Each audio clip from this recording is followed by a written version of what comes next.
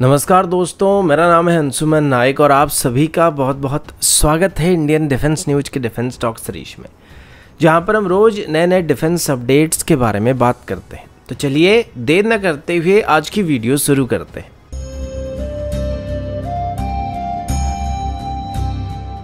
आज की पहली अपडेट भारत और पाकिस्तान की तरफ से है। अब सभी जानते हैं कि जब भी हम भारत और पाकिस्तान की बात करते हैं तो तब माहौल जो थोड़ा गर्म हो जाता है, और इसी वजह से आज हम पाकिस्तान की इकोनॉमिक कंडीशन के बारे में सबसे पहले बात करने वाले हैं। पाकिस्तान की इकोनॉमिक कंडीशन की बात करें तो वो अभी इतनी खराब हो चुकी है कि खुद अभी पाकिस्तान की पब्लिक और टीवी चैनल्स पाकिस्तान की सरकार के ऊपर सवाल उठाना स्टार्ट कर चुके हैं। हालांकि ये काफ़ी पहले से चलता आ रहा है, लेकिन अभी हम कुछ इंटरेस्टिंग टॉपिक पर बात करेंगे। अभी रिसेंटली पाकिस्तान के एक जर्नलिस्ट हामिद मीर की तरफ से पाकिस्तान की farmer army chief general Bajwa के स्टेटमेंट को बताते हुए एक रिपोर्ट पेश किया गया था, जिसमें जनरल बाजवा ने ये कहा था कि अभी पाकिस्तान के पास इतना पैसा भी नहीं कि वो खुद के लिए सफिशिएंट एमुनिशन को खरीद सके, और ना ही पाकिस्तान के पास इतना एमुनिशन मौजूद है और ना ही इकोनॉमिक पावर भी मौजूद है कि पाकिस्तान जाके भारत के साथ कोई जंग को लड़ सके। अब ये सच्चाई बाहर आने के बाद पाकिस्तान की तरफ से अभी अपनी जनता को खुश करने के लिए एक फेस सेविंग मैन्यूवर को करने की कोशिश किया जा रहा है, जिसमें पाकिस्तान की वर्तमान की DGISP मेजर जनरल अहमद शरीफ की तरफ से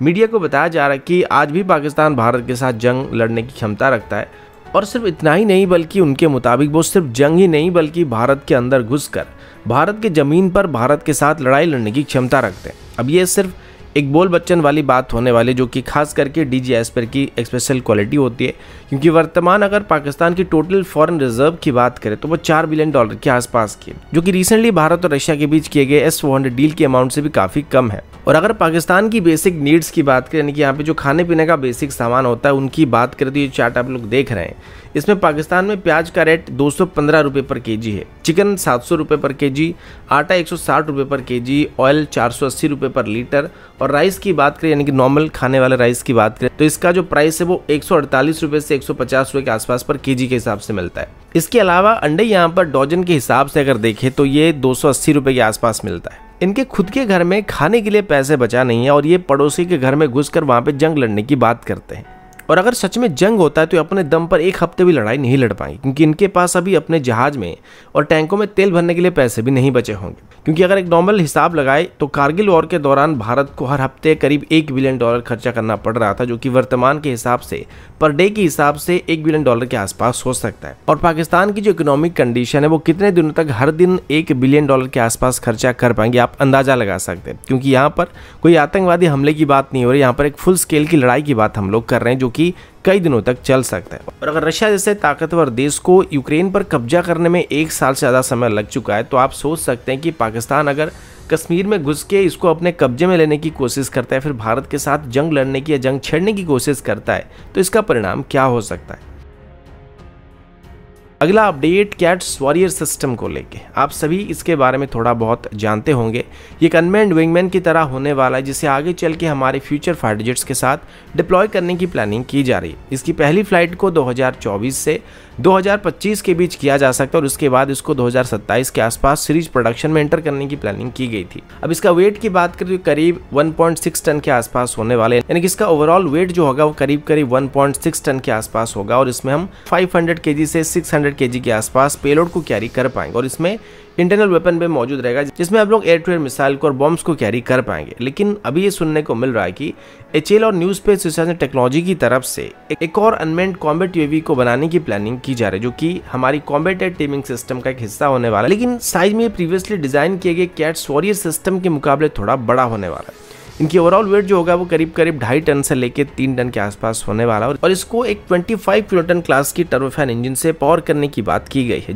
जबकि कैट्स वॉरियर सिस्टम में 3.75 किलोटन क्लास की टर्बोजेट इंजन का हम लोग इस्तेमाल करने वाले हैं। इसका कोई ऑफिशियल नाम तो अभी तक नहीं बताया जा रहा, कि HAL की तरफ से इसका कोई ऑफिशियल नाम नहीं दिया गया, लेकिन फिलहाल इसको अनऑफिशियली बिगर वॉरियर बताया जा रहा है। इसमें भी इंटरनल वेपन स्टेशन मौजूद होने वाला, और ये एक स्टेल्थ ड्रोन की तरह काम करने वाला है, और इसमें करीब 1.2 टन के आसपास पेलोड को कैरी करने की कैपेबिलिटी मौजूद होगी। लेकिन फ़र्क इतना होगा कि कैट्स वॉरियर सिस्टम एक लॉयल विंगमैन की तरह हमारी फाइटर जेट के साथ एक अनमैन्ड एस्कॉर्ट एयरक्राफ्ट की तरह काम करेगा और उसका जो प्राइमरी फोकस रहेगा वो एयर टू एयर कॉम्बैट पर ही रहने वाला है। जबकि बिगर वेरिएंट की बात करें तो इसको अभी एक स्टेल्थ अनमैन्ड बॉम्बर की तरह हम लोग डेवलप करने की प्लानिंग कर रहे हैं, जिसमें बाकी सभी एवियोनिक्स और सेंसर वगैरह कैट्स वॉरियर सिस्टम के साथ तो काफ़ी हद तक सिमिलर होने वाला, लेकिन इनको मेनली बॉम्बिंग के लिए हम लोग इस्तेमाल कर सकते हैं। और इसका सर्विस सीलिंग भी करीब 40,000 फीट से ज़्यादा ऊंचाई पर होने वाली, जो कि हाई एल्टीट्यूड से भी दुश्मन के एरिया में जाके टैक्टिकल बॉम्ब मिशन को कर सकते हैं।